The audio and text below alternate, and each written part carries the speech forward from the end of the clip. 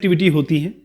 एक प्रोडक्ट है जिसमें सामान बिकेगा, एक सर्विस है जिसमें आपका हुनर बिकेगा या आपकी कला बिकेगी, और हाइब्रिड होता है जिसमें दोनों को कंबाइन कर लीजिए। मान लीजिए सना का ही एग्जांपल ले लेते हैं।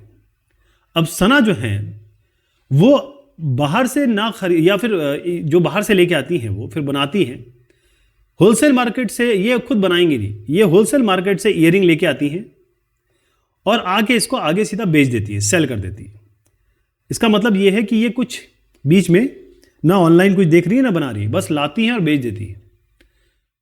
तब भी ये प्रोडक्ट बिजनेस होगा, है ना, क्योंकि प्रोडक्ट का मतलब ये होता है प्रोडक्ट को बेचना, तो प्रोडक्ट बिजनेस हो गया।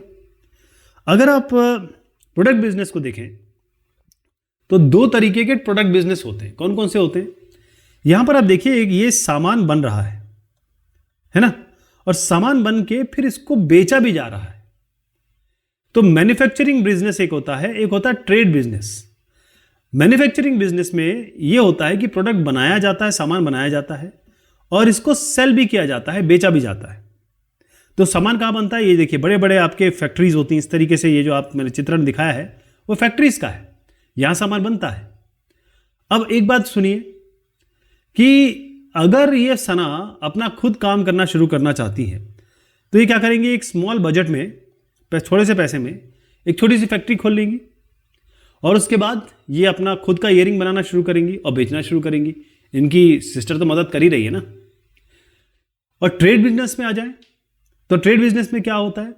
यहां पर मैन्युफैक्चरिंग नहीं होती है, यहां पर बस आप सामान कहीं से लेके आए और अपने आगे उसको बेच दिया। तो कई लेवल के इसमें, मतलब फाइनली जो कस्टमर है उसको मिलने के लिए वहां जो कस्टमर तक पहुंचता है तो अलग अलग सीढ़ियां चढ़ी जाती हैं। सबसे पहले होलसेलर होते हैं, फिर डिस्ट्रीब्यूटर, फिर रिटेल। तो आपको मैं यहां समझाऊं कि अलग अलग तरीके का चैनल ऑफ डिस्ट्रीब्यूशन होता है। और ये डिस्ट्रीब्यूशन क्या कह रहा है इसको ध्यान से देखिए। एक लेवल 0 होता है कि भाई सामान पैदा हुआ मैन्युफैक्चरर और सीधा कस्टमर पे पहुंच गया।